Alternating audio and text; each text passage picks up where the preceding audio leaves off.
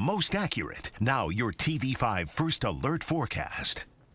Well, good Saturday evening, folks. We've had a very warm day across mid-Michigan with temperatures making it into the lower to even middle 80s. That officially makes it the warmest day that we have seen so far in 2023 for most areas. And it is officially the warmest day that we have seen since early September in 2022. So definitely a very warm day for us. And many locations did reach our current records for this date or even exceeded it. We got to 86 in Midland and Carroll, 85 there in Lapeer. So very warm across mid-Michigan, but the warmth won't be lasting for too long. Here's a look outside of Mount Pleasant. You can see it's a bit of a gloomier picture for us now. We've had a few raindrops on the camera at times as we do have some showers moving through, and you can kind of make out where those showers have already been through, right? We already have those low 80s still for a lot of folks from Carroll over to the Tri-Cities, but further to the west near where US 127 is, you can see it's much cooler there, and that's because of the showers that we have moving through. You can also see the effects of the lake breeze here along our lakeshore communities, where some areas it might even still be holding down into the 50s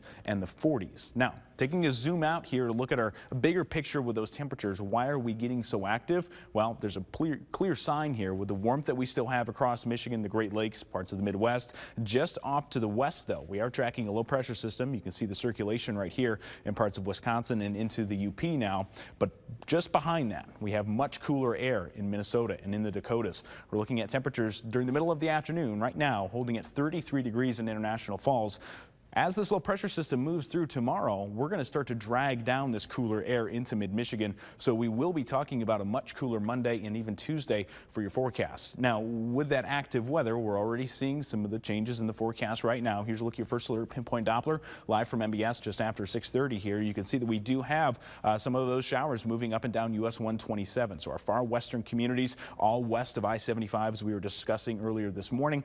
Most of that heavier activity has been for portions of Isabella and into Gratiot counties. Just a few slightly heavier downpours and a few strokes of lightning at times as well. Otherwise, not causing too much concern for us. As we head into the rest of the evening, it is likely that we continue to see a few of these showers moving through, gradually dying as we lose the heat of the day. And for the most part, should still remain west of I-75. It's possible that we get a few showers that try to go through parts of the Thumb and the Tri-Cities.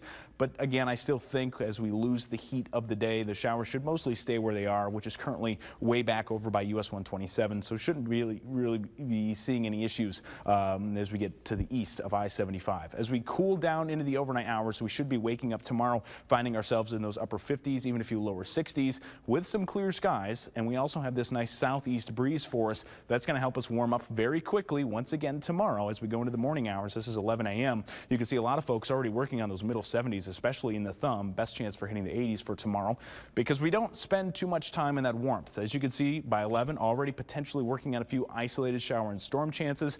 And as we go into the later afternoon, we really start to pick up some chances for those showers and storms. And you can see that here all the way from our northern communities down to our southern communities, the entirety of mid-Michigan encompassed in this chance for showers and thunderstorms. And you'll notice here that just behind that, already cooling down quite quickly. They move through as we go through the middle and later afternoon hours. And by the evening, they have completely left the area. Now, before we talk about this, note that for tomorrow, we're talking about the chance for some heavier downpours. We could potentially have some lightning and maybe some gusty winds with that. Now, the severe weather threat is not zero, but it is low, and it would be for the form of some of those gusty winds that we could be seeing from some of these heavier showers and storms. Now, after these move through, this is the cold front. We're talking about temperatures quickly falling down by 9 p.m. Some folks in our western communities are already kind of knocking on the door of the 30s, and going into tomorrow morning, or rather Monday morning, waking up with temperatures in those lower 30s going throughout the day, likely topping out in the 40s if we're lucky. And yeah, that's some blue back on the map there. So we definitely have the chance for some more snow showers